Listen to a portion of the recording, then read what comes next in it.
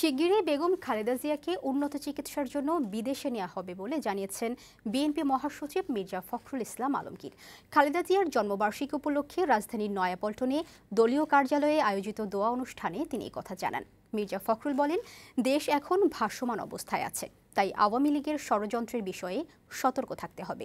সংঘাত সংঘর্ষ পরিহার করে নেতাকর্মীদের ঐক্যবদ্ধ থাকার নির্দেশও দেন বিএনপি মহাসচিব। আরও জানাচ্ছেন গোলাম মোর্শেদ।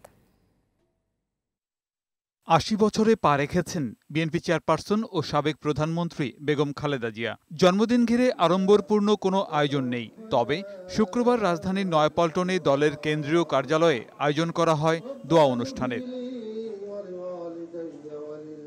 দোয়ার আগে সংক্ষিপ্ত আলোচনায় বিএনপি মহাসচিব মির্জা ফখরুল ইসলাম আলমগীর বলেন, খালেদা জিয়ার জন্মদিন ঘিরে কেক কাটার রাজনীতি করবেন না তারা। হাসপাতালে চিকিৎসাধীন বেগম জিয়াকে শিগগিরই উন্নত চিকিৎসার জন্য বিদেশে নেওয়া হবে বলে জানান তিনি।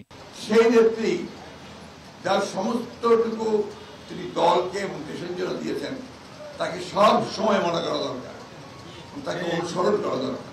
আপনাদের আরেকটা সুসংবাদ দিতে, আল্লাহ যদি রহম করেন, অতি শীঘ্র আমরা বিদেশে চিকিৎসার জন্য নিয়ে যাব। সাম্প্রতিক রাজনৈতিক পরিস্থিতির চিত্র তুলে ধরে মির্জা ফখরুল বলেন, আওয়ামী লীগ পরাজিত হলেও যুদ্ধ এখনো শেষ হয়নি।